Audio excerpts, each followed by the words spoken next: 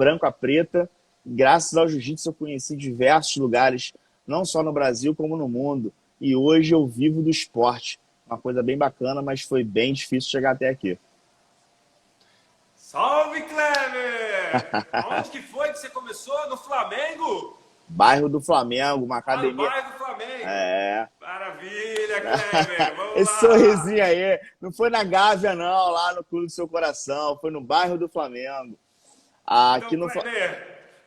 Kleber, a gente começou a dar uma olhada eu comecei ali no início falando sobre um estudo que foi feito aqui em Floripa, sobre as maiores lesões que ocorrem no jiu-jitsu. Na sua percepção, o que você tem visto, ou você mesmo, quais são as maiores lesões que você encontra no jiu-jitsu? Cara, vamos lá, vamos começar do início, tá? Ok. Para ser um bom professor de jiu-jitsu, eu tenho que me especializar. E aí a gente tem exames de regras do esporte. Até para se virar árbitro algum dia, eu preciso entender para passar uma boa aula.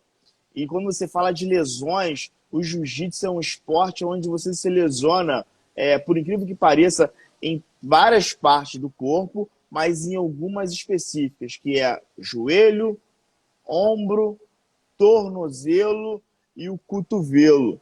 Por que eu falo isso?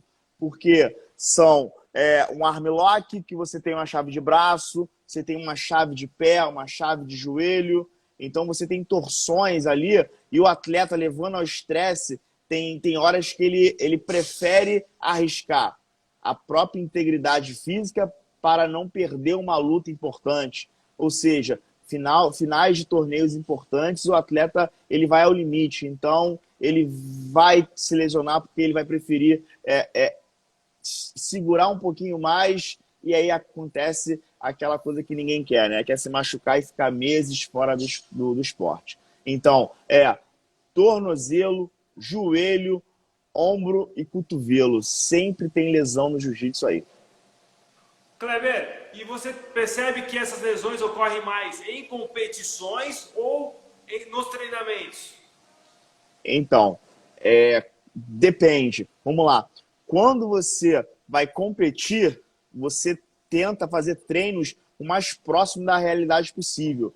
Então, existem algumas posições no jiu-jitsu que é bem traumática. E aí, para você treinar, você tem que fazer ela quase no 100%.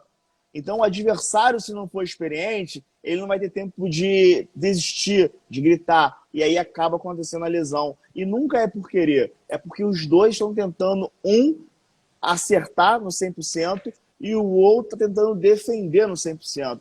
Então, digamos que eu vou estar em 50-50. Grandes lesões acontecem em treinos preparativos para as competições. E quando chega nas competições, com certeza a equipe médica corre para lá e para cá. Ô Kleber, tem alguma faixa que você vê que ocorre mais lesões? Por exemplo, a faixa azul. Normalmente quando o atleta está na faixa azul, tem mais lesão, ou não tem isso, ou não tem essa visão?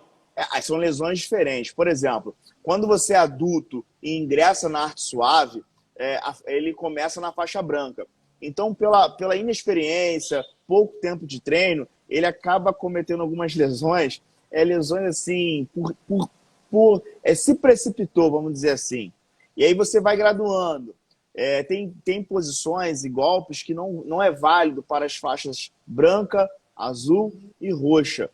Quando você chega próximo à faixa preta, que é a faixa marrom, você já consegue visualizar uma série de golpes que não valia para você antes. E agora vale. Então, eu posso dizer que até a faixa roxa, até metade do caminho, é um tipo de lesão. Na faixa marrom e preta, onde pega mais sério o negócio, aí são lesões assim conscientes. Ou seja, eu vou preferir me lesionar aqui porque é final de mundial, eu não vou bater para esse cara. Entendeu? Dificilmente é aquela lesão que aconteceu de repente. Porque no futebol, por exemplo, você está correndo, vem um cara e te dá um carrinho por trás, uma pegada, o seu corpo não está preparado para tomar aquele impacto. Então a lesão sempre é muito forte. Quando você saiu numa posição e você está apertando o meu braço, eu estou vendo, estou sentindo, entendeu? Eu vou tentar sair. Se eu não conseguir sair, eu vou dar os 3 tapinhas ou eu vou gritar desistindo da luta, entendeu? Então a lesão é um pouco mais consciente, eu vou até o extremo. Ô Kleber, e vamos falar um pouquinho de você, tuas lesões. Qual é o teu histórico de lesões que você tem aí no Ah, jiu-jitsu? meu amigo. Então, a maioria dos atletas de alto rendimento, eles tentam o máximo lutar. A vida útil de um atleta de jiu-jitsu esportivo vai dos 18 até os 29 anos. Por que eu falo isso? Quando você é criança, você está lá, mirim, pré-mirim, infanto, juvenil, etc. Entendeu? Tem competição, mas o nível de exigência não é muito alto. E depois que você faz 30 anos, você vira master. E aí o cara está lutando por prazer. Aonde o cara está competindo para fazer um portfólio, um know-how, é dos 18 até os 29. Então eu passei uma vida inteira treinando, tentando chegar lá. Então você machuquei muito o joelho, nossa, menisco eu acho que eu nem tenho mais, entendeu? Ombro, meu ombro, até te relatei, eu vou mais fazer um supino, eu sinto meu ombro. Eu, graças a Deus, nunca foi preciso uma intervenção cirúrgica. Cirúrgica, né? Mas confesso para você que eu já deixei de treinar por meses por conta de lesões que, não sei se é teimosia, mas sabe, cabeça dura, na época eu era muito jovem e achava que passar um gelol, tomar um anti-inflamatório, resolvia o problema, entende? Então eu senti muito. Acho que as lesões que mais me afetaram na minha carreira foi joelho e ombro. Ô Kleber, teve uma pergunta que o pessoal mandou aqui. Inclusive, pessoal, quem quiser mandar pergunta, pode perguntar aí para o nosso entrevistado de hoje aqui, ó. Olha só, Kleber, qual a idade ideal para uma criança iniciar com o jiu-jitsu? Já que você falou em crianças agora, qual a idade Boa, ideal? boa. Eu recomendo que seu filho comece a treinar jiu-jitsu após os 5 anos de idade. De 5 anos até os 7 anos, o professor, na academia bem estruturada, vai trabalhar com a parte motora do seu filho, da criança. Isso é muito importante. Em algumas escolas aqui no Rio, já tem o jiu-jitsu na sua grade. Então, eu vi a evolução que antigamente os jovens faziam muita capoeira, e agora a galera está migrando para a luta de solo, luta agarrada, não só o judô, como o jiu-jitsu. Primeiro que tem a disciplina. A disciplina na luta de pano é muito lá em cima. A regra para ir no banheiro, beber água, entrar no tatame, respeitar as regras do tatame. Então o pai acaba colocando o filho lá para ser um complemento da educação. Então o tatame, ele gera isso na criança. A parte motora, onde ela não se machuca, né? Ela tem um tatame bem acolchoado, onde ela vai aprender a dar cambalhota, fazer uma estrelinha, pular uma corda. Ela já está fazendo jiu-jitsu. Porque quando ela vai aumentando as idades, ela vai precisar daquele jogo de quadril, ela vai aprender a cair. Essas são as coisas que ela vai usar nas próximas idades. Então, a partir de 5, 6 e 7, qualquer uma dessas, já recomendo colocar o seu filho. E não só por lesão ou parte motora, é também uma forma de tirar o teu filho, a criança, daquela parte de videogame, de internet, né? Sim. O esporte acaba te deixando, gastando calorias, a criança chega em casa e acaba dormindo, o pai fica feliz, a criança fica feliz. Então, eu recomendo entre 5 e 7 anos para iniciar a criança no esporte. Ô Kleber, eu tava fazendo um levantamento aqui e a gente estava vendo quais os movimentos, por exemplo, que podem sobrecarregar uma estrutura do lutador, né, do atleta. Vamos falar do atleta. Então, por exemplo, a guarda-aranha nos joelhos. O que acontece com a guarda-aranha? A própria guarda-aranha, até pode explicar para o pessoal o que é guarda-aranha, mas, por exemplo, ela utiliza uma sobrecarga nas pernas e no joelho o tempo inteiro. Então, leva uma fadiga dessa musculatura com o treino e tal. Os cotovelos, a própria chave de braço pode levar uma fadiga, porque vocês treinam, né, seguidamente. Nos ombros, aí tem 2 tipos de chaves aqui, que é Kimura e omoplata.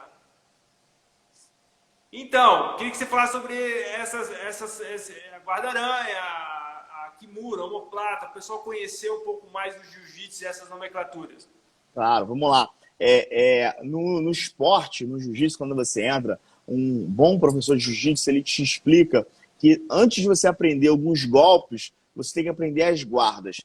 É das guardas que vai acontecer a maioria dos golpes. Então, quando um iniciante vem na minha academia, eu ensino para ele que existem 4 guardas. Guarda fechada, guarda aranha, meia guarda e guarda aberta. Todas essas guardas vai iniciar ele em diversas situações. Como você cita a guarda-aranha, é muito legal, eu gosto dela. Mas quando que eu ensino ela? Eu tenho um adversário que é muito mais forte, ele é muito mais pesado, ele quer ter o contato. E aí, o jeito de manter ele longe é usando as minhas pernas fazendo uma guarda-aranha. Entendeu? Por isso que eu sobrecarrego às vezes o meu joelho. Porque eu tenho um cara 20, 30 quilos mais pesado do que eu, mas eu vou controlar fazendo uma guarda-aranha, que é segurar as duas mangas e esticar as minhas pernas. Qual é o objetivo disso? Além de desequilibrar o meu oponente, é manter ele afastado.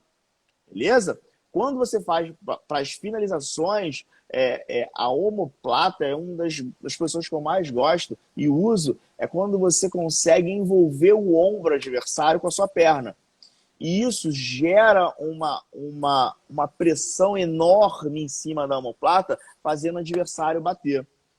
A Kimura, o meu professor que me ensinou a primeira vez jiu-jitsu, ele fazia muito isso. É quando você tem dois braços contra um.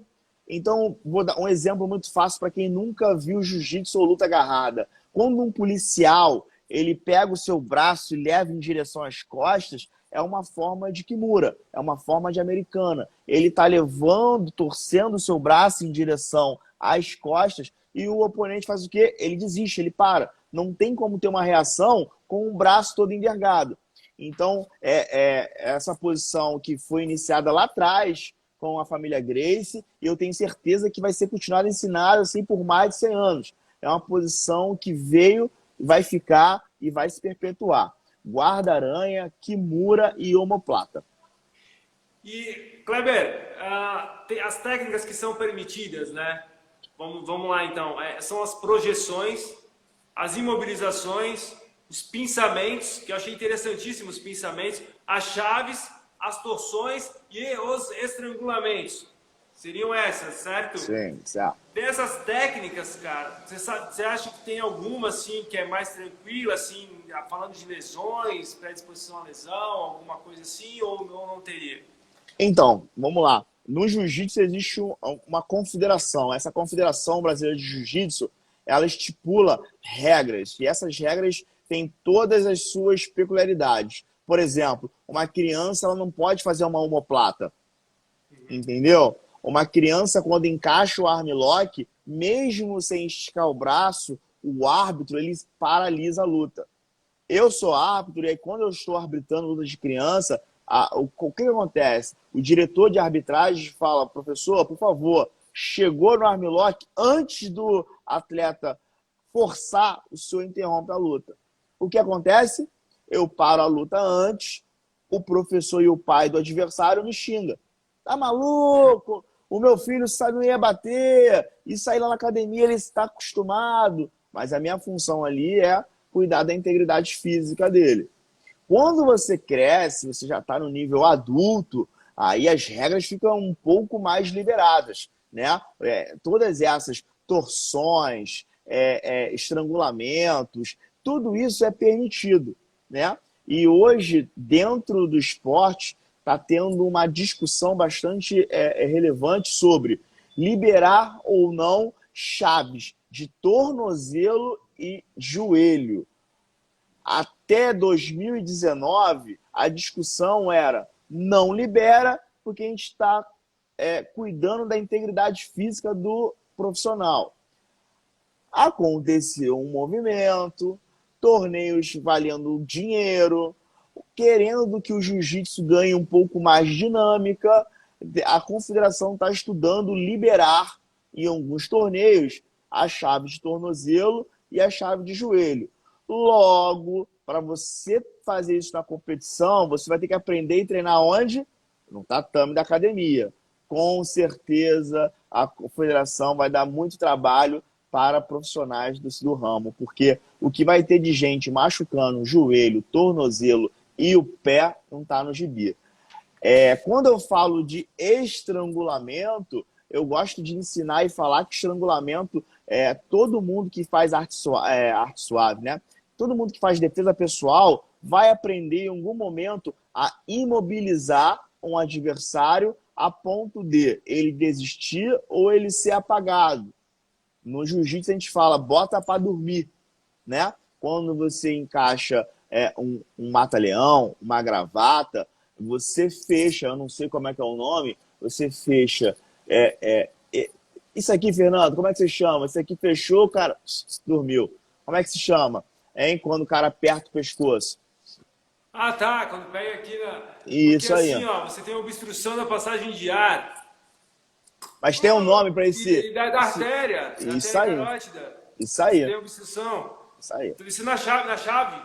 Isso aí, isso aí. O mata-leão, a gente ensina isso, né? E no curso de Esse primeiro... é o mata-leão. É o mata-leão. A chave que dá no pescoço é o mata-leão.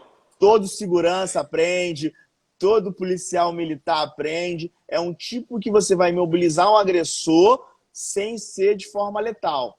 Uma vez que você imobiliza e segura, ele dá aquele princípio de desmaio, você imobiliza e ele volta bonitinho. O que a gente não é recomendado é você continuar apertando, mesmo depois que o agressor já está imobilizado. Se você acontecer com você, você imobilizou, tá ali, você vai embora e deixa lá. Se for na sua academia, o cara deu 3 tapinhas, você solta. Porque quando você aperta muito e fica segurando, pode causar alguma lesão no adversário. Mas é um golpe muito usado, né, que a gente chama de mata-leão. É quando você passa uma mão embaixo do pescoço e você leva a outra por trás e você aperta. Quando você faz isso, fechou, não passa ar, momentaneamente você desmaia. Bem normal no jiu-jitsu.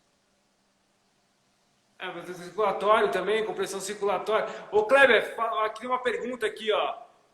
Como identificar uma boa academia um bom professor para aprender jiu-jitsu? Você tem algumas dicas? Claro, claro. Como toda profissão, a gente sempre vai ter um nível assim razoável, um cara que se dedicou, estudou, se formou, e o cara curioso que está ali de qualquer jeito. Eu acho que se você está procurando uma boa academia, procure o histórico do professor que está dando aula. Se ele tem uma carteirinha da confederação, se ele é federado, se ele é diplomado, porque a confederação ela só libera esse diploma se o professor fez o curso de regras, se o professor fez o curso de primeiros socorros, se ele está atualizado com os seus registros. Então, se o professor não tem registro, não tem diploma, não tem primeiros socorros, desconfie, porque nem sempre esses caras são autorizados a dar aula. Então, não é o local. Às vezes a academia é muito bonita, muito linda, mas o profissional que vai te ensinar não está habilitado para te ensinar jiu-jitsu. Então, pergunta o nome do cara, vai lá no site, escreve o nome dele. Se ele for diplomado, vai aparecer todo o histórico dele lá para você, entendeu? Inclusive, quando sai do país, vai fazer um seminário fora, a primeira coisa que as pessoas perguntam é o seguinte, quem é o professor que está vindo aqui? Ah, é o Kleber Ferreira, só um minuto. A pessoa vai lá no site e vê, opa, Kleber Ferreira, olha, foi campeão em tal ano, ele tem um diploma, esse cara aqui já foi árbitro. Então, muita coisa acontece, né? Muita coisa fácil você ficar sabendo quando o cara é diplomado, é um cara experiente, é um cara capacitado para te dar aula. Chegou lá na academia, o professor não está habilitado, ele pode até ser um professor, né, legal, que entenda de jiu-jitsu, mas procure sempre o profissional que gastou tempo, energia, estudou um pouquinho e está lá bem capacitado para te atender da melhor forma. Ô Kleber, e como é que funciona a fisioterapia no jiu-jitsu? Por exemplo, vamos falar aí do Rio de Janeiro. Como é que funciona? O pessoal tem procurado fisioterapeuta, não tem procurado? Você mesmo falou que você se virava nos 30 lá quando tinha uma lesão. Não, hoje está muito mais fácil, Fernando. Confesso para você que a internet ela veio para ficar. Porque se você não conhece ninguém, você vai na internet, você procura um preparador físico, você procura um fisioterapeuta, um massoterapeuta. Eu, por exemplo, tenho aqui na minha academia um excelente fisioterapeuta que é o Fernando. O Fernando ele vem para treinar jiu-jitsu. Só que às vezes tem um atleta aqui que está mal e não tem condições de se recuperar, e ele indica, ele ajuda, e ele acaba ganhando cliente. Então a gente tem uma parceria muito bacana, entendeu? Quando eu quero indicar para ele alguém, eu já indico alguém que realmente está com aquela dor crônica, aquela coisa que não passa e tal. Então, aqui no Rio, tá cheio de clínica, Tá cheio de profissional que é especializado no esporte. Como eu lido com esporte de alto rendimento, eu conheço, assim, pessoas absurdas na área, entendeu? Por exemplo, eu servi o Exército na ESEFEX, que é a Escola de Educação Física do Exército. Então, eu conheço diversos profissionais que vão para lá para aprender e se papirar. Tenho profissionais aqui que fazem aquele TAF, né, que é o treinamento de aptidão física. Eu tenho aqui nutricionista, fisioterapeuta, massoterapeuta, tem uma equipe aqui enorme. Então, dentro da equipe hoje de luta, com certeza já tem as pessoas que vão trabalhar com a fisioterapia, perdão. Não só para recuperar e até para evitar. Porque o Fernando... Mas o pessoal tem feito parte preventiva ou geralmente o pessoal e quando eu falo da sua profissão... Né? Os atletas, tá me ouvindo si, bem? você já tem um preventivo que os atletas fazem, imagino, né? Tá me ouvindo bem, Fernando? Travou do Kleber. Vamos esperar o Kleber voltar. Fernando, você me ouve? ouve? Rio de Janeiro é muito tráfego. Muito Galera, vocês estão me ouvindo? Responde aí nos comentários. Tá travado ou vocês estão me ouvindo? Quem tiver pergunta, pode mandar aqui pra gente. A gente tem algumas perguntas aqui, ó. Então, a pergunta da Maria aí já saiu, já foi. Alô? Fernando? Maria, tá respondido para o meu RIPA. Vocês têm profissionais de fisioterapia? Opa, vamos lá. Fernando deu uma travada aqui. Vamos ver quem mais aí. Beleza. Então é o seguinte, galera. Hoje em dia não existe a possibilidade. Qual a idade ideal não existe a possibilidade de um atleta de alto rendimento não ter um acompanhamento de um fisioterapeuta. E hoje dá para perceber que a fisioterapia chegou num nível que estão tentando até trabalhar assim para prever lesões. Vamos tentar ver o que aconteceu hoje, aqui. Quando o meu... A gente teve uma falha no sistema que eu não consigo ver o Kleber. Eu não tô ouvindo o Fernando. Boa. Fernando? Deixa eu ver aqui.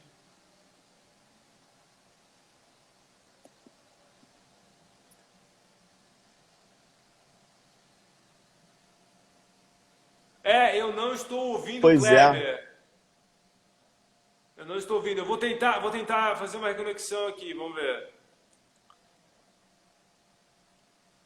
Não voltou. Vou dizer pro Kleber. Fernando, Kleber, dá uma saída e me chama de novo, porque eu não te escuto.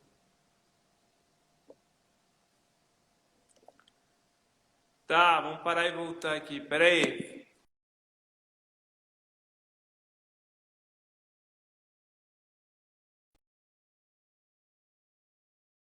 Acho que já fez.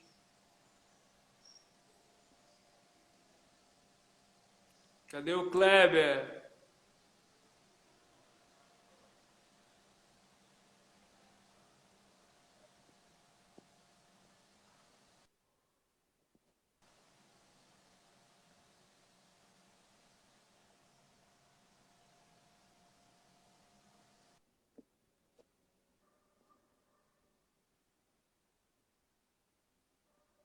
Agora sim.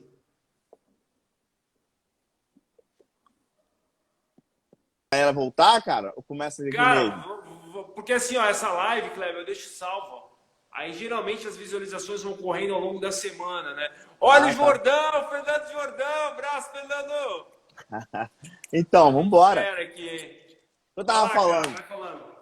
Beleza, eu tava falando para você que hoje não existe equipe onde tem atletas de alto rendimento sem um fisioterapeuta andando junto, coladinho. Não só para curar e recuperar, mas também para prever. E isso, para mim, é fantástico, Fernando. Eu acho que a tua profissão chegou num nível, né? Deve ter muito investimento acontecendo, não só dentro do jiu-jitsu, né? No futebol, aí você tem aparelhos hoje que estão vendo o Neymar e falam, técnico, não escala esse cara não, porque ele vai quebrar. Tá meio ruim. E aí chegou a um nível assim absurdo. Aqui no Rio de Janeiro, a gente tem uma equipe especializada, né, de fisioterapia, que recupera os principais atletas. Como somos uma equipe que tem diversos atletas nos maiores eventos ou nos diversos eventos, né? O que o Dedé faz? O Dedé é o nosso grande mestre. Ele contratou uma equipe, né? E essa equipe acaba servindo o time inteiro. Então você tem atleta do UFC, você tem atleta de boxe, atleta de Muay Thai, atleta de jiu-jitsu, de judô. Todo mundo que está em alto rendimento passa por esse time, não só para fazer a preparação física, mas para manter aquele atleta nas melhores condições dele lá brigar, entendeu? E eles viajam com vocês nas competições, os fisioterapeutas, ou não? É uma coisa mais... Não. Então, por exemplo, eu fico uma semana longe de casa, a Alexandra fica louca comigo. Eu vou para São Paulo e tem um torneio brasileiro lá. Okay. São 7 dias de competições, onde eu sou responsável por uma galera de uns 30 a 40 atletas.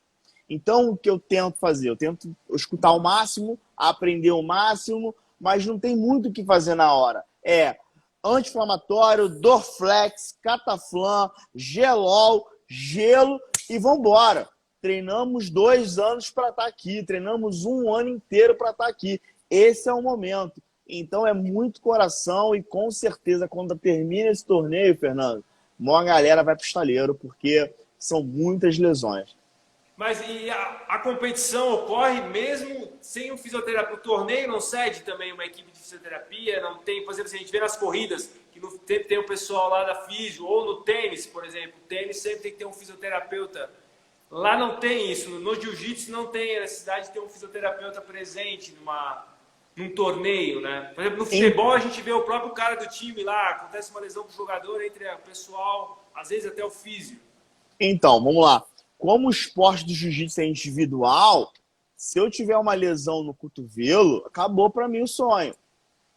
Existe lá uma equipe médica, uma ambulância preparada caso aconteça as adversidades, mas é do torneio, é um médico, são enfermeiros, entendeu? Dificilmente uma lesão não. Quando você quebra, como é que é o nome que eu posso falar para quebrou o braço, quebrou o pé?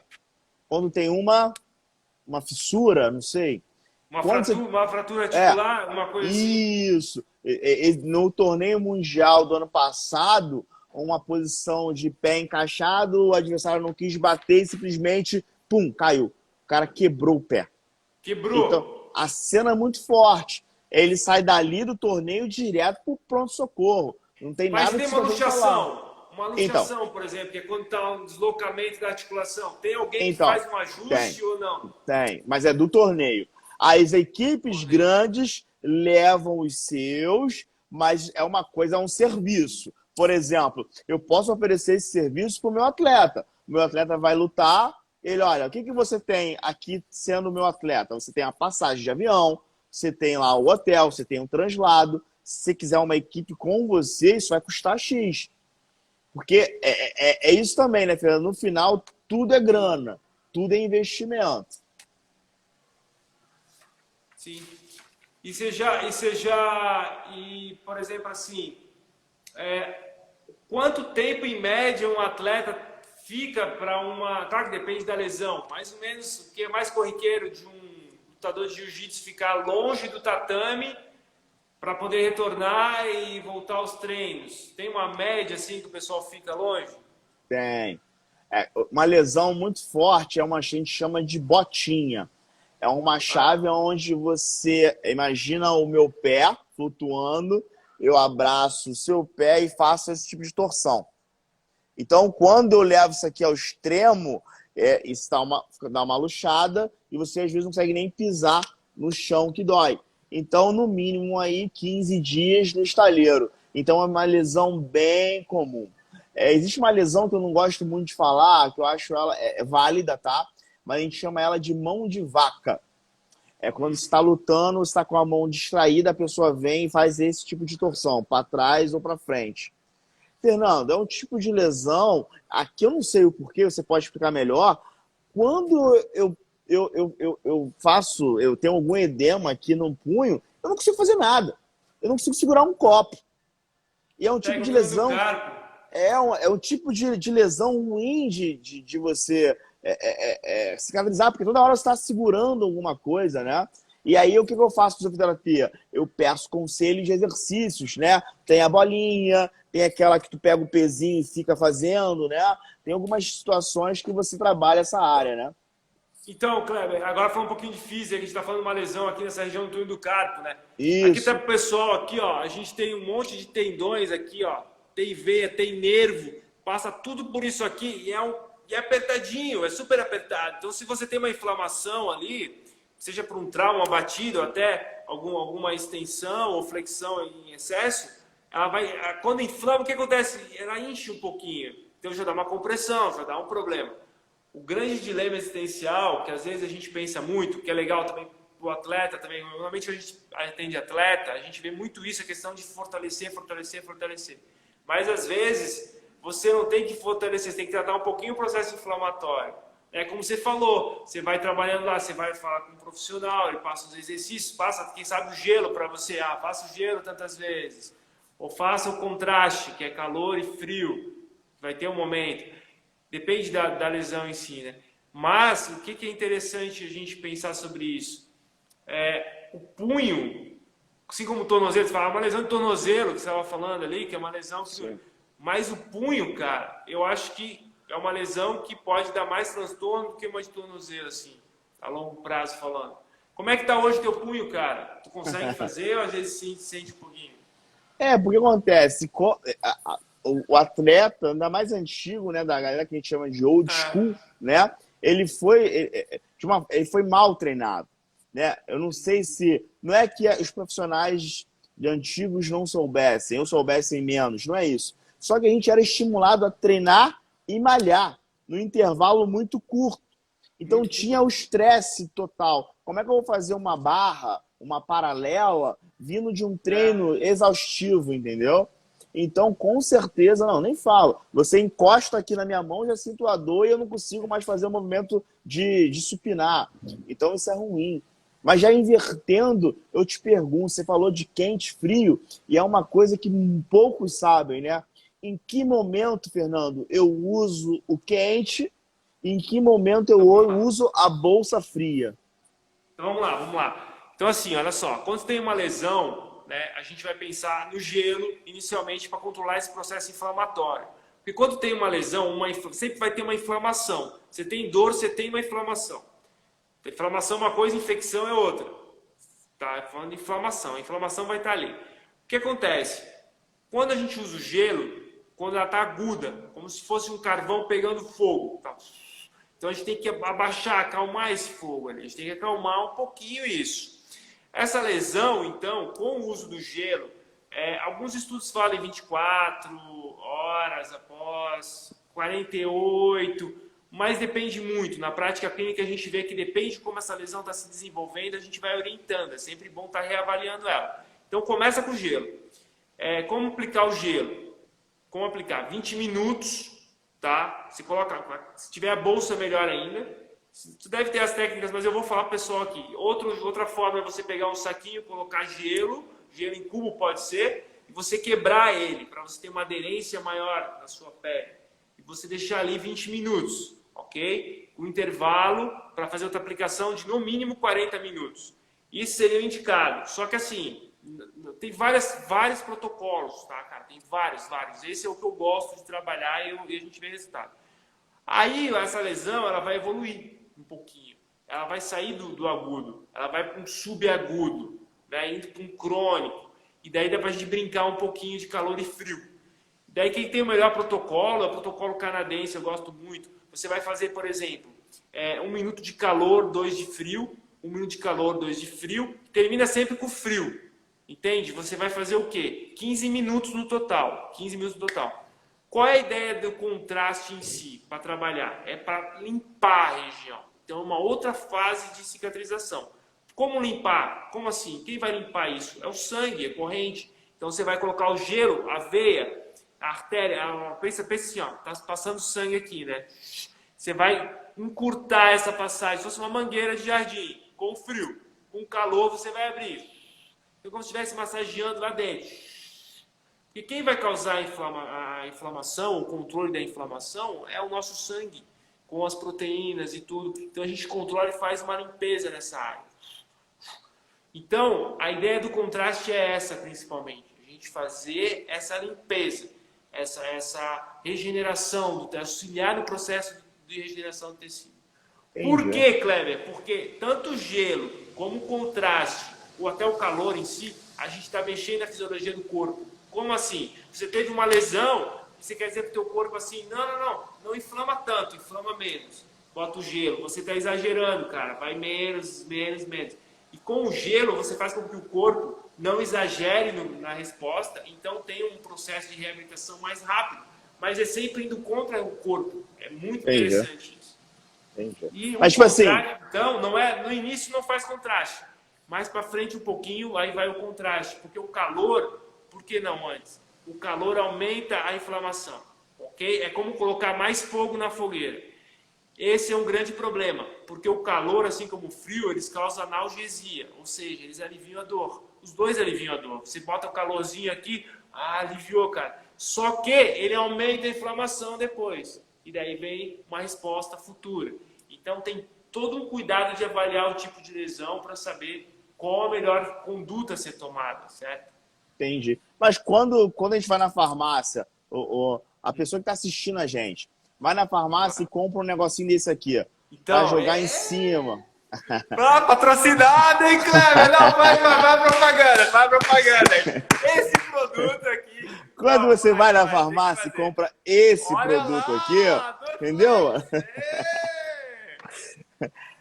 E você joga... Como é que você está avaliando? O que a inflamação ela está entendendo quando você joga cânfora, menta, aquela coisa toda e faz aquela esfregada? Então, teoricamente falando aqui, falando uma coisa até um pouco crítica, assim, vamos dizer assim. Eu lembro até hoje, na época da faculdade, o professor falando, caiu, machucou, passa gelol que passa. Lembra que tinha isso? Tem gelol, salão, tem vários. Mas não, cara. Teoricamente falando, você vai ter o controle de analgesia, né, que é aquilo que eu falei do calor. Mas não seria o mais indicado nesse primeiro momento, cara.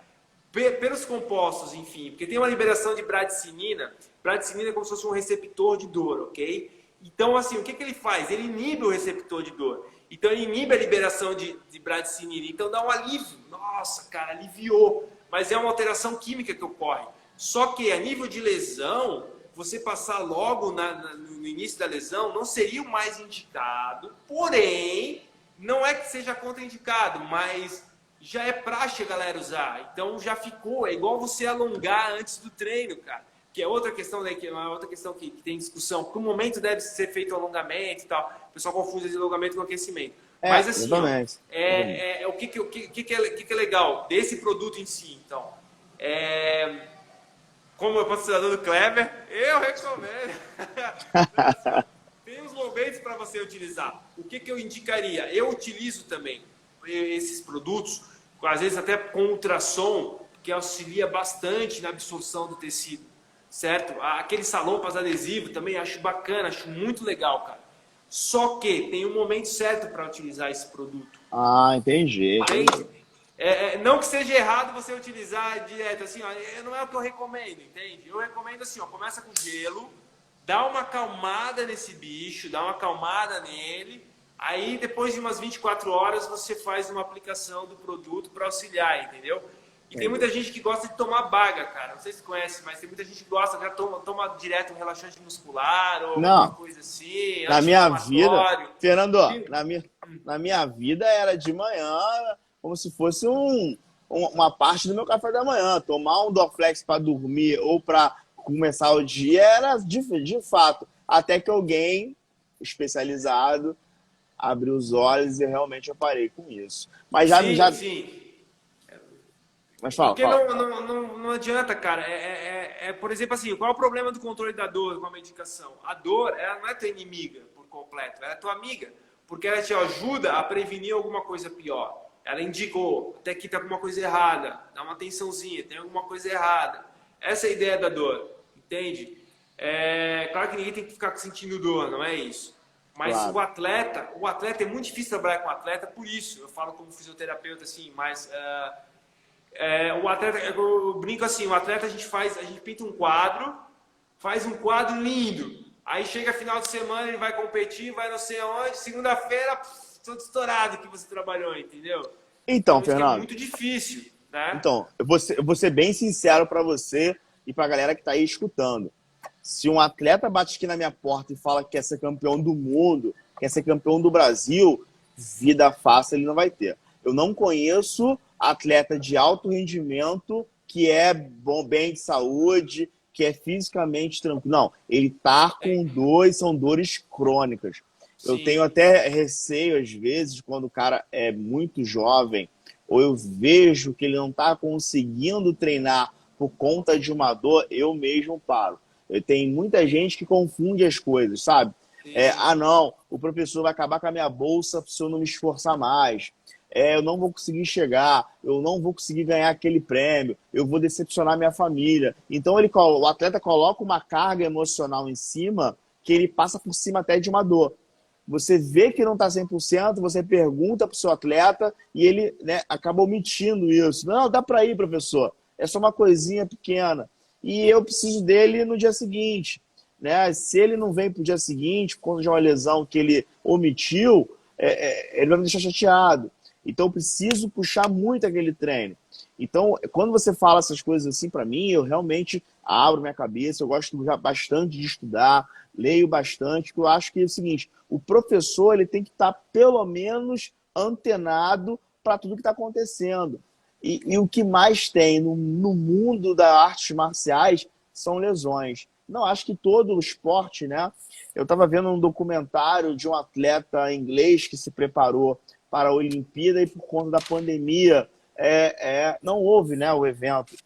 Ele estava decepcionado de uma maneira que parecia que não existia vida. E depois, vendo o programa, eu fui entender que aquele cara, para chegar naquele momento, naquele auge, ele começou a se treinar 2, 3 anos atrás. E tem atletas que até mais, né, Fernando? Para chegar naquele momento. Então a gente não sabe se vai ter uma outra Olimpíada, quando vai ser, e ele está completamente decepcionado. Então a gente tem que lidar um pouco com isso, né? A fisioterapia, né, ela lida direto com isso. Em que momento você vai falar para mim, Kleber, esse cara não pode competir e eu preciso dele para a minha equipe ser campeã? Eu posso falar um caso aqui que aconteceu com a gente, cara, que eu achei interessante. Eu posso falar aqui que ela é uma atleta até conhecida, eu não vou citar o nome que eu não falei com ela, mas ela foi fazer o Ironman, cara. Sabe o Ironman? Que é uma Sim? competição que tem que correr, andar de Correr, bike e tal. nadar. E ela tinha uma canelite, cara. Essa canelite ela não tratou adequadamente, evoluiu. Calma. O que é uma canelite? Então, vamos lá. Sabe o tibial anterior é um músculo que fica bem na frente da nossa perna, assim, ó. Quando você levanta o pé para cima, assim, ó, assim, você vai sentir um músculo que vai trabalhar aqui, ó, na frente da perna. Esse tibial anterior, tá fazendo a dorsiflexão. O que acontece? Na corrida, principalmente, uma corrida incorreta leva uma inflamação do tibial anterior, que a gente chama de canelite, popularmente conhecida como canelite. Aí não trata uma tendinite, que é uma lesão que a maioria dos atletas tem, né? Não trata adequadamente, estresse, treinamento, levou uma fissura da tíbia, uma fissura óssea mesmo, né? Uma fissura é uma fratura, vamos dizer, mas é uma fissura, né? Daqui fissurou a tíbia. E ela chegou e falou assim, olha, eu vou correr o Ironman, eu vou fazer Com o a canela Ironman. fissurada? Então, exatamente, eu vou fazer. Então, assim, ó, ou você me ajuda ou você não me ajuda, mas eu vou correr.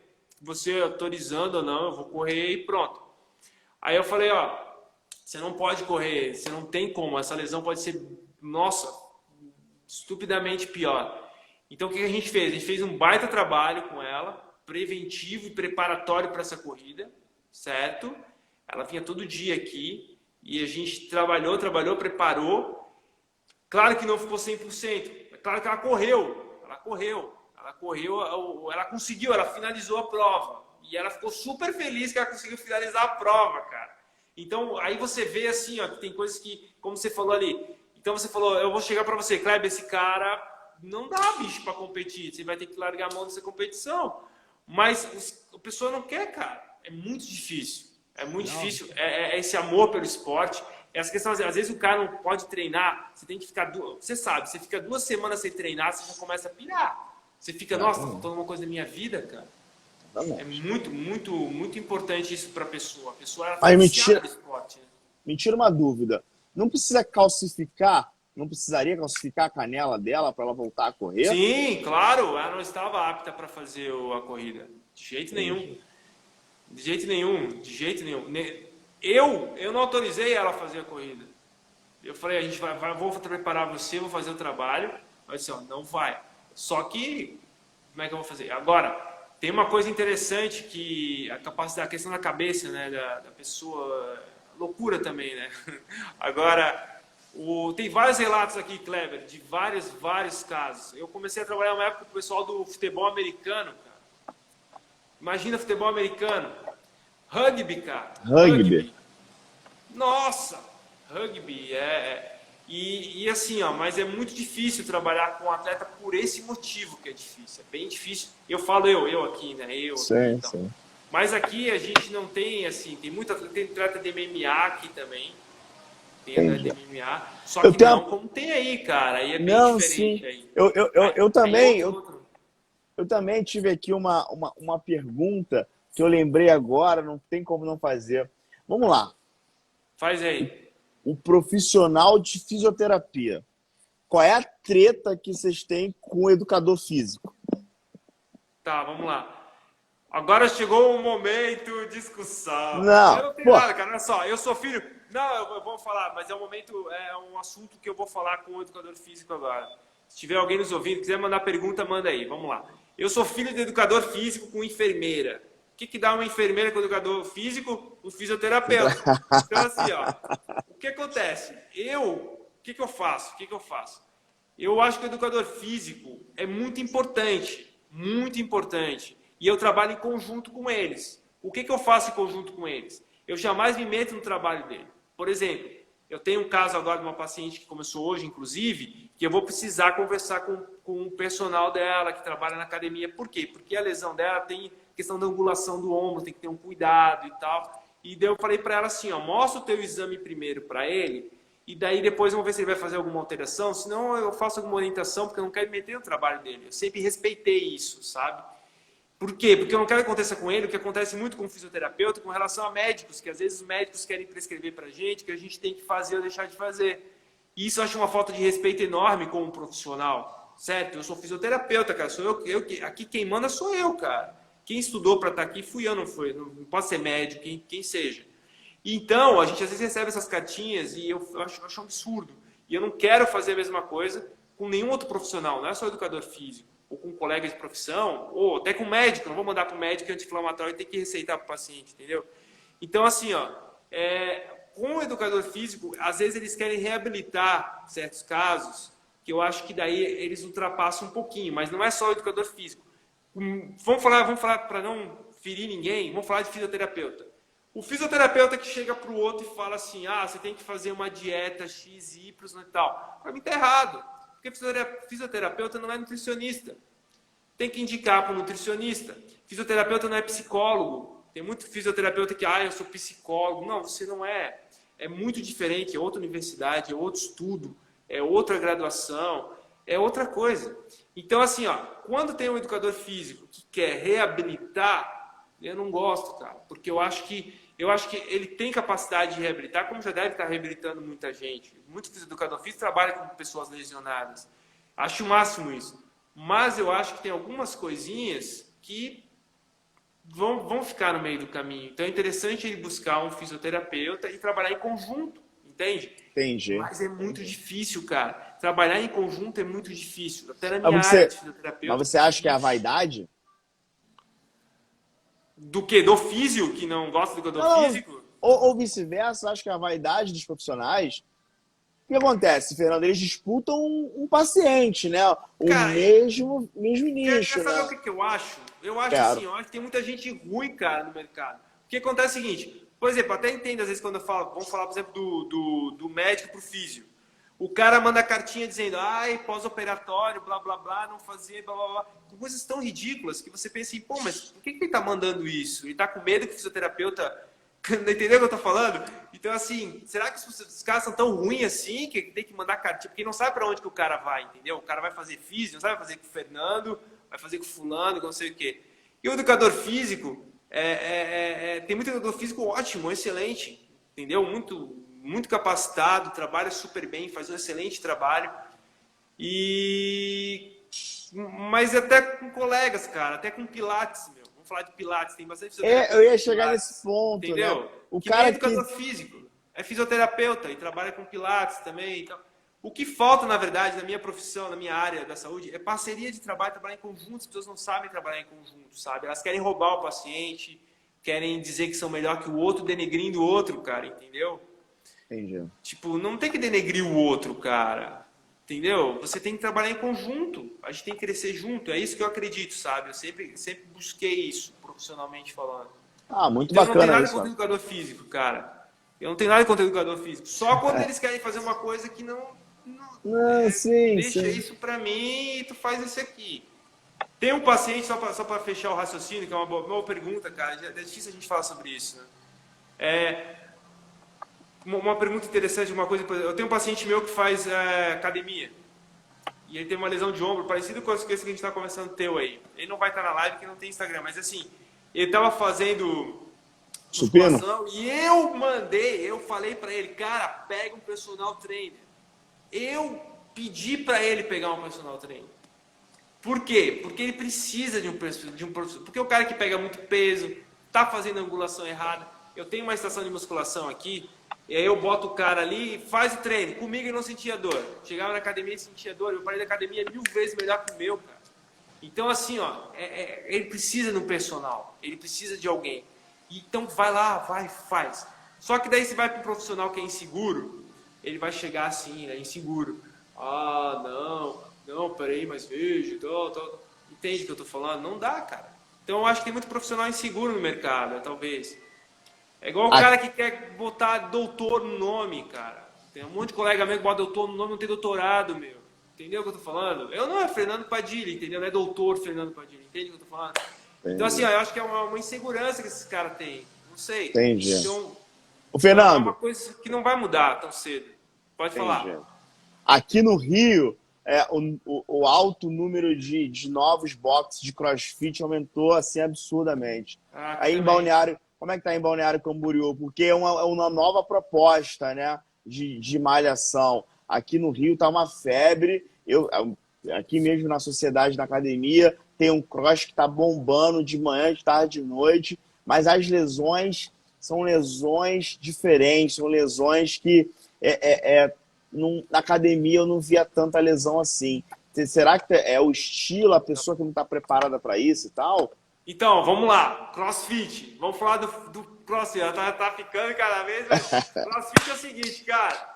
CrossFit, quando começou o CrossFit, eu comecei a pegar o pessoal do CrossFit. E atendi o pessoal do CrossFit aqui, inclusive os atletas que faziam competições de CrossFit, que existe competição de CrossFit também e tal. E o que acontece? Eu tenho que escrever uma coluna, cara, sobre a nova FIS é do Rio de Janeiro, inclusive. Eu sou colaborador deles. Daí eu escrevi para eles falando, defendendo o CrossFit. Por que defendendo o CrossFit? Porque meus colegas falam mal, a maioria fala mal do CrossFit. A maioria do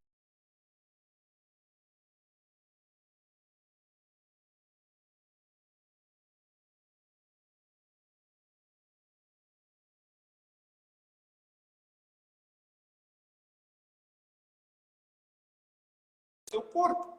E muita gente não faz o trabalho do corpo para desenvolver, sabe? E tá faltando só esse quesinho. O problema não é o CrossFit, cara. Então daí as pessoas não sabem seus limites, cara. Esse é o problema. E tem um instrutor lá, às vezes, eu não vou chegar lá e fazer... Eu não vou correr 10 quilômetros, eu não consigo correr 5. Entende? Esse é o grande problema. Eu vou me lesionar correndo, cara. Se eu sair aqui e correr que é 10 quilômetros e eu não corro 5, eu vou me lesionar, cara. Entende? Ficar com dor lombar, ou sei lá, dor no pé, dor no tibial anterior. Por quê? Porque você tem que ter um preparo do corpo. É todo um preparo que você tem que fazer para daí você fazer atividade. Aqui no Rio, o que eu tô vendo é o seguinte, não é só no box que é daqui próximo a mim, não. Diversos outros. Cada vez mais pessoas sedentárias já estão indo pro nível hard do CrossFit. o que está acontecendo? Diversas lesões, entendeu? Tu vê Acabou-se, esse, cara. Não tem né, como. não é aquele cara da musculação que está migrando para o CrossFit. É um cara que nunca fez nada, não curte o ambiente de musculação, vê um boxe no ar livre, vê um boxe uma oportunidade para ele voltar à atividade física ou deixar de ser sedentário. Então, assim, tu vê pessoas fora de formas, entrando de cabeça e ficando parado por meses, né? Porque ele lesionou de forma bem grave, né? Isso. Quero mandar um abraço aqui pro Will. O Will que faz a nossa arte. Will, seguinte, cara. Periquito voou, o Will apareceu, né? Ah! Bem-vindo, Will! O Will que fez a arte aí, nossa, aí. Ô, Meu Fernando, amigo, mas sumiu da físio, sumiu. Sedentário, é outro. Não vai fazer crossfit, hein, Will? Não vai fazer crossfit. Então, cara, o que que acontece, Kleber? O pessoal realmente sem noção, acha que esporte, eles acham que qualquer esporte é saudável. Qualquer esporte saudável, se teu corpo está preparado para isso, cara. Não adianta você fazer uma atividade física, seja lá qual for, pode ser caminhada, qualquer coisa, pular corda, pular amarelinha. Se você não estiver preparado para isso, cara, você vai se lesionar. Você tem que preparar o teu corpo. Só que o que acontece? As pessoas não se preparam. A gente não tem a cultura do preparo, certo? Você já ouviu falar, por exemplo, em vários métodos, mas qual método você faz algum método específico de preparo? Além dos exercícios? Tem um profissional não. que faz o preparo? Não. Não, Por quê? olha só. Pode falar. Olha só. Eu tenho a sorte de ter um fisioterapeuta renomado treinando comigo. Então é mais fácil para mim. Eu vou ligar pro Fernando e Sim, falar: alô, Fernando! E coincidência, né? Fernando também. Ele deve estar até na live aí. Fernandão, tô com um problema aqui, ou um atleta meu de alto rendimento tá com um problema, eu preciso da sua ajuda. Mas isso é uma coisa assim, é exceção, entendeu? Não é a regra. sim. Agora o que acontece? O cara não chega assim, Fernando, eu tenho uma competição, preciso preparar meu corpo aqui para fazer um preventivo, cuidar e tal, tal, tal. E são coisas às vezes simples, sabe, Kleber? Por exemplo, assim, ó, você falou para mim, tem uma lesão de ombro que você falou ali, que você pode trabalhar estabilizadores de manguito, vai dar já uma predisposição melhor para essa tua lesão. Porque o que acontece? Lesão que eu digo assim, que é um acometimento biomecânico que ocorre. Então, o que a gente faz, nós, fisioterapeutas? A gente tem que arrumar essa biomecânica para você conseguir executar esse movimento sem esse tipo de estresse que está ocorrendo. Porque não é por falta de força, não é por nada disso, entende? Às vezes o músculo está fraco porque está cansado, mas ele está cansado porque está trabalhando muito, e não porque ele está trabalhando pouco, entende? Então, às vezes a gente fala assim, tem que fortalecer, fortalecer, fortalecer. Mas às vezes não, cara. Às vezes não é questão de fortalecer. Às vezes você tem que direcionar essa força.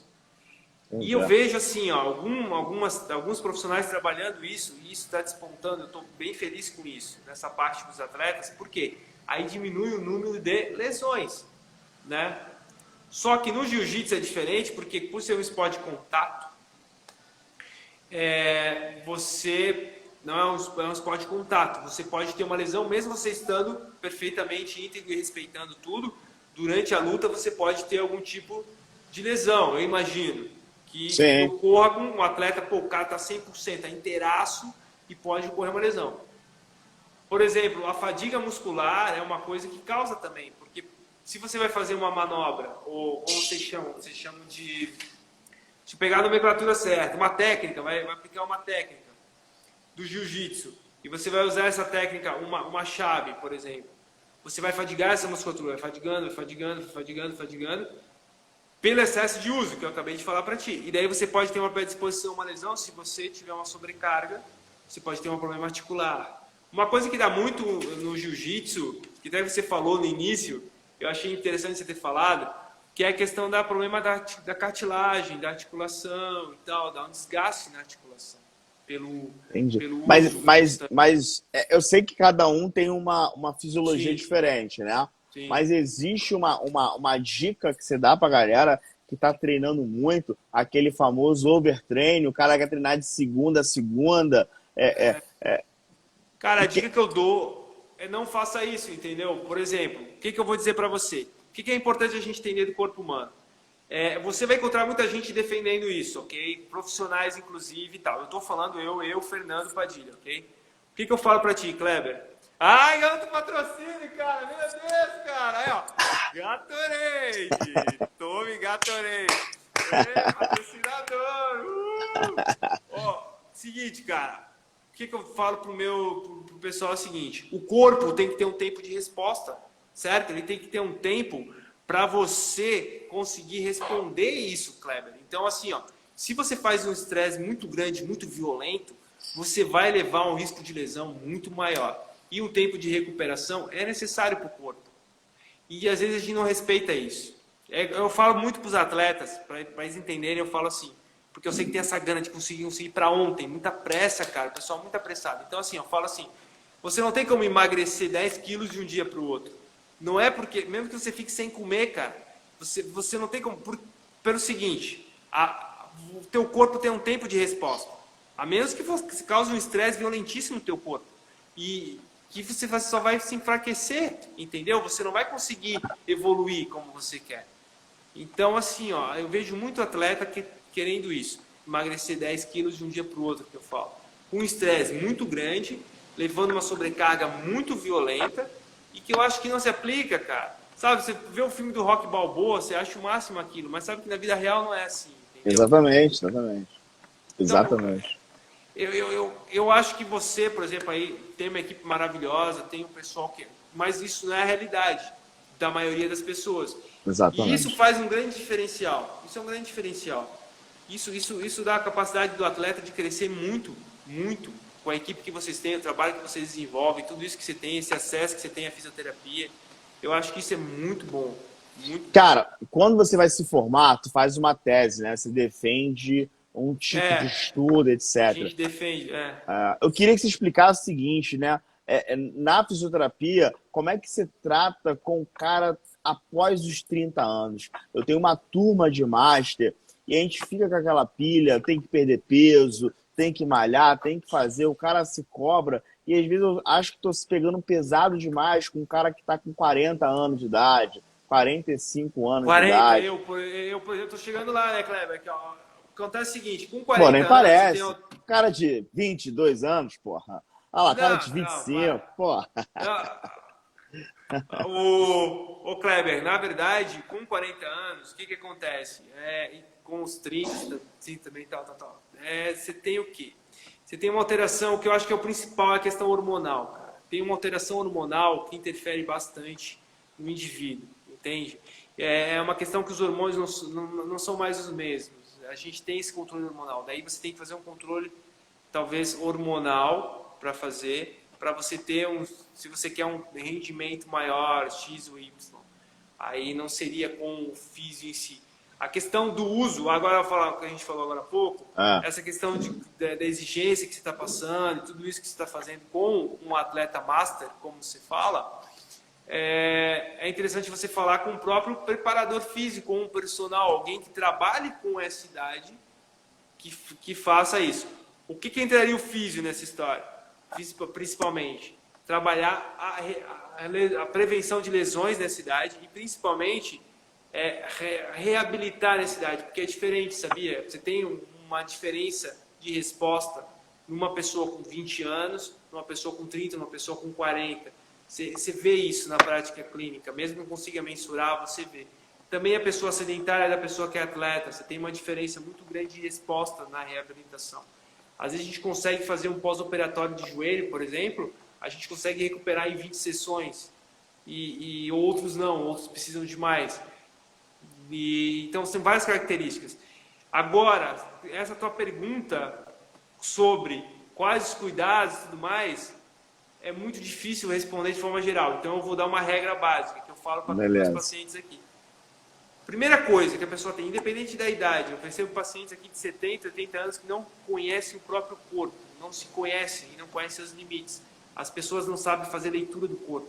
Elas não entendem muito, muita gente não conhece o próprio corpo. Então, a primeira coisa é a pessoa começar a prestar atenção no que está fazendo. Às vezes as pessoas não prestam atenção no que estão fazendo, o que o corpo diz, o corpo fala. Por exemplo, tem um paciente, eu falo assim, ei, tá doendo? Aí o cara fala assim, vai procurando a dor, entendeu? Vai procurando o movimento, procurando onde está e tudo mais. Então, assim, se conhecer é a melhor parte. E Entendi. isso pouca gente faz, pouca gente presta atenção no corpo. Principalmente com a correria e tal, as pessoas não prestam muita atenção no corpo delas. E então a dica que eu dou é assim, conheça seu corpo, preste atenção na dor, o tipo de dor, o que está acontecendo. Às vezes a pessoa fala, tá doendo. Não, não é que tá doendo, é uma dor diferente, é dor igual. E essas coisas vão fazendo a leitura, e a pessoa vai conhecendo o corpo um pouco melhor. Porque não tem uma Entendi. regra geral, sabe? Entendi, claro, claro. Claro. Você na tua idade, você faz muito mais coisa que muita gente aí com 20 e poucos anos, entendeu? Entendi. Então Mas você tem uma flexibilidade melhor, você tem uma musculatura melhor, você tem uma agilidade maior, um equilíbrio maior, uma percepção corporal muito diferenciada. E por isso, pelos estímulos e que você dá para o teu corpo. Então, quanto mais a gente usa, mais o corpo responde. o que acontece. Quando você trabalha com jiu-jitsu, você vai ter na tua turma diversos tipos, né? Eu tenho de todos os tipos. Eu tenho jovens, meninas jovens de 20 anos, eu tenho mulheres de 40, eu tenho homens de 50, jovens de 15. Então, às vezes, você tenta botar um mesmo tipo de treinamento para todo mundo. Eu fazia isso quando eu estou dando aula há mais de 10 anos, né? E eu fazia isso no começo. Eu entendia que aquele cara de 40 que trabalhou o dia todo estava fazendo um corpo mole. Eu não conseguia, por falta de maturidade, eu não conseguia entender que eu estava exigindo demais de um cara, exatamente isso ao contrário, né? Eu tinha que conhecer aquele corpo, aquela idade, aquele tipo de atleta e aluno, né? Vamos dizer assim, aquele tipo de aluno. E separar, sabe? Olha, você vai para cá, você vem para cá, aqui eu quero que trabalhe assim. No final, vão chegar ao mesmo resultado, né? Mas de formas diferentes. Exigir muita porrada, muita intensidade. Eu fazia o quê? Na segunda-feira, voltando do descanso, minha turma estava aqui em cima. Terça-feira, na quarta já tinha metade, na quinta já não tinha ninguém, sexta-feira a galera não ia treinar. Só que ia treinar os jovens, porque a galera não bancou a semana inteira de um nível intenso. Então eu comecei a me reciclar, procurei outros professores e entendi que é isso que tu falou, é a parceria.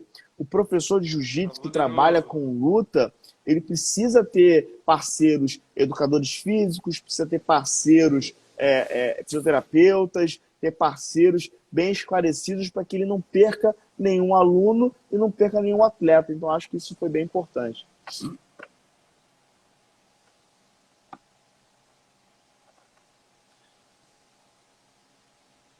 Vocês me Vocês ouvem? estão conseguindo me ouvir? O pessoal está conseguindo me ouvir ou não? Meu Ripa, tá me ouvindo, meu Ripa?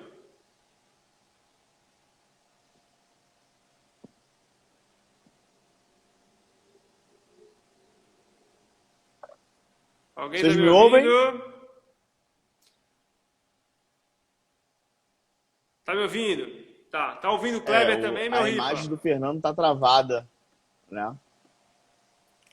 Eu não estou ouvindo o Kleber.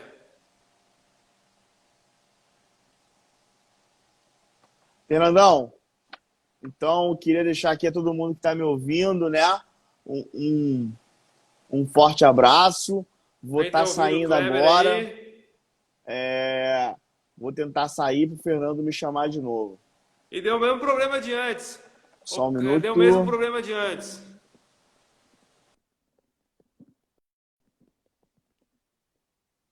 Isso, peraí.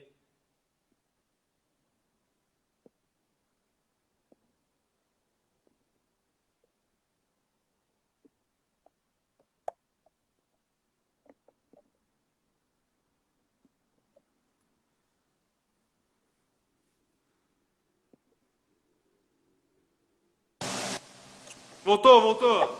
Boa. E aí, cara, continua lá o raciocínio. Vai lá, continua a ideia. Então, a ideia era a seguinte. Com a maturidade, né? Com os anos, e aí eu buscar conhecimento fora, porque eu acho que acontece o seguinte na minha profissão, Fernando. O professor não pode ter a vaidade de, eu cheguei na faixa preta, eu sou um semideus e já sei fazer tudo, entendeu? Eu, 2 vezes por semana, eu procuro meu professor, procuro outros professores, volto a ser aluno, volto a entender jiu-jitsu, eu vivo o jiu-jitsu, eu estudo jiu-jitsu, e isso permitiu que eu conseguisse identificar o meu atleta mais jovem, o meu comercial mais velho, o cara que só quer aprender arte marcial, o cara que quer fazer a defesa pessoal, o cara que quer treinar de manhã, de tarde, de noite. Hoje eu consigo identificar isso tudo por parcerias, por ser um cara de cabeça aberta que consegue escutar não só o meu fisioterapeuta, o educador físico, o cara que é mais velho, o cara que tem mais alunos. Eu sou um cara bastante isso, entendeu?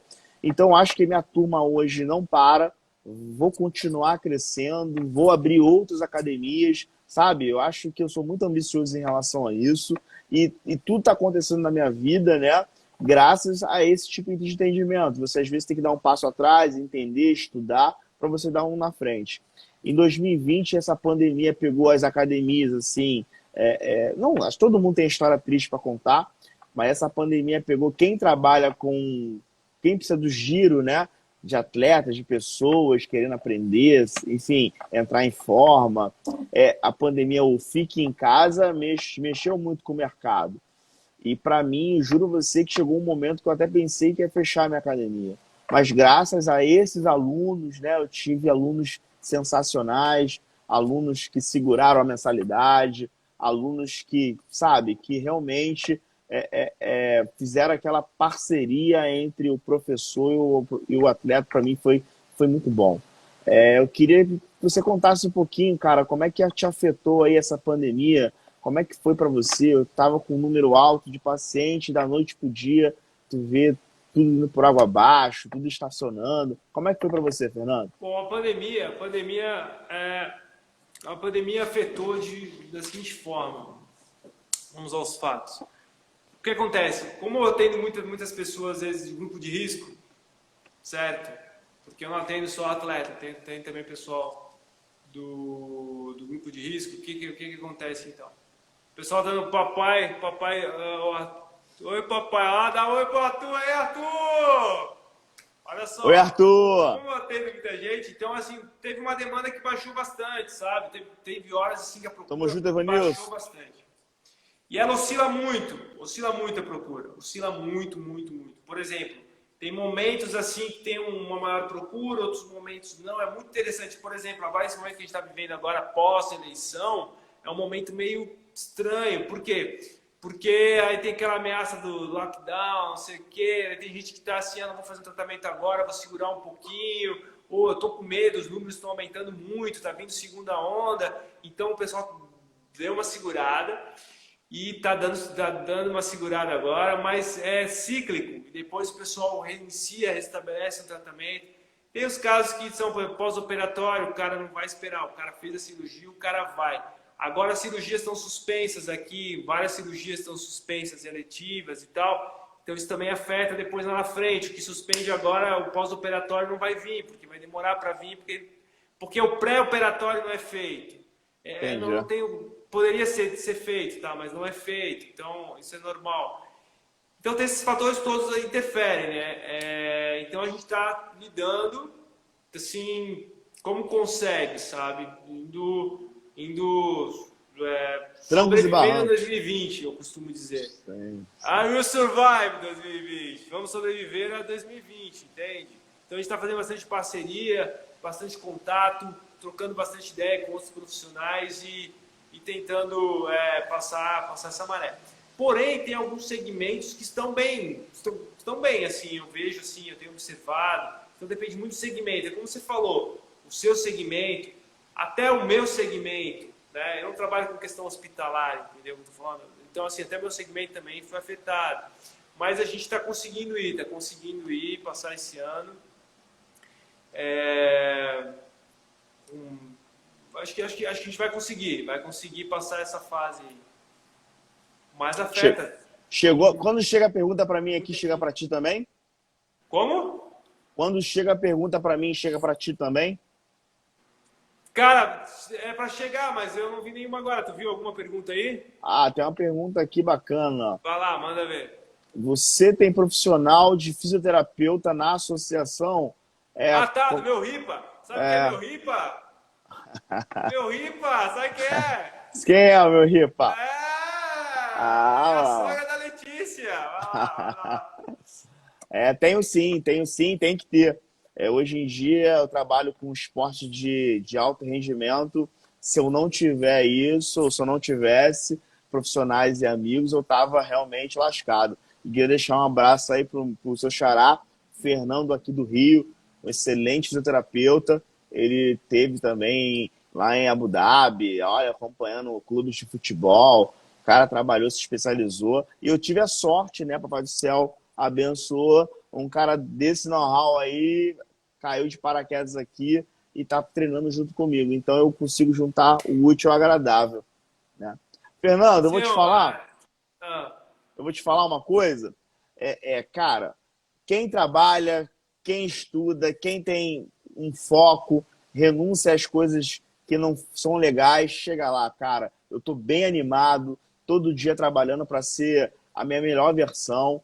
E, sabe, tipo assim, obrigado por ter me convidado para fazer essa live. Tava com saudade de você, da tua família também. Final do ano a gente vai estar aí no Sul.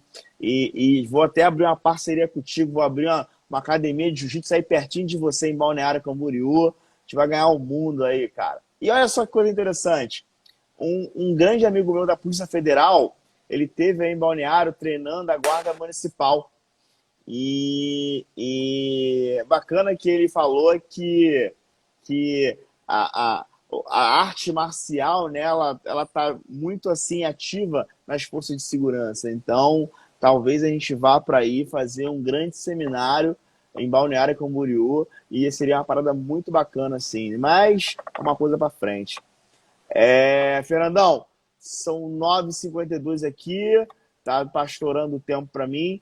E eu vou falar o seguinte para você, cara, eu fiquei muito feliz com esse convite teu, esse bate-papo muito bacana. Queria agradecer a todo mundo que ficou aí na live. Muito, muito irado trocar essa ideia com o Fernando, saber, escutar um pouquinho da história dele. Cara, te agradeço, cara. Obrigado. Vamos fazer isso mais vezes, né? Claro, Porque foi bem eu bacana, agradeço. Tem gostei. mais algum patrocínio aí? Não, cara, só aqui, ó, rapidinho aqui, ó, falar que Vai lá. eu vou estar te mandando, final do ano, eu vou estar te mandando aqui uma canequinha aí da Olha Laranjeiras. só! Ó, Muito né? bom! Tá te mandando a canequinha aqui para você fazer aquela propaganda da gente. E é isso. Vou mandar duas, uma para você e uma para Letícia, né? E, né, se chegar com presente só para você, eu já sabe, né, como é que funciona. Tem acompanhado também sua pequena, sua filhotinha tá enorme. E em breve ela vai ser minha aluna também para aprender a dar uns golpes e se Isso defender aí. lá. Tá com saudade da sogra, hein? Tá Ah, com saudade da sogra. A sogra ela tá entrou na aí? live, Ela tá cara. aí? A sogra entrou na live, tá ali, ó. A Ana de Ela tá amarela aí? ali, ó. Eu quero saber que ela quer que responda agora. Quem é o Jean que ela gosta mais? Se é o Quem é o Fernandão, se gênio que a é. senhora gosta mais, Quero Ana? ver ela ter coragem de escrever aí, entendeu? Todo mundo sabe que você é o predileto dela. Ah lá, Você é o botou agora predileto. lá, botou lá um sinalzinho de Botou like. joinha, tu Ah viu? lá, o Botou joinha. joinha. Botando Ô, pra dona cima Ana, aqui, ó. Pra dona ti, Ana, você ó. vai votar em quem? No Carioca aí ou no Catarinense? Hã? Morre de saudade de ti. Ah Lá, lá. lá, lá. Nessa aí ela vota nulo. Fernandão, um Valeu, grande cara, abraço, meu valeu. amigo. Abraço, tempo Em, voou. em Obrigadão, breve, depois a gente conversa mais. em breve estaremos juntos, meu amigo. Um abraço. Falou, Falou, valeu. galera. Tchau, Abraço. pessoal. Valeu, obrigado pra todo mundo aí. Valeu, cara, valeu. Pessoal, a Kleber, o Kleber aqui deu uma baita participação pra gente, vai fazer mais lives. Lembrando que na quinta-feira a gente tem outra super live com um super dentista, Dr. Couto, esse tem DR no nome. Dr. Couto vai estar aí para conversar com a gente sobre saúde bucal. Não é, o pessoal fala muito de ATM e tal. Eu não trabalho com ATM, a gente vai falar de ATM, mas principalmente sobre saúde bucal, controle, tudo que tem que ser feito, as dúvidas que vocês têm. é um super profissional. Quinta-feira, se eu não me engano, às 8 horas, vou publicar agora para todo mundo.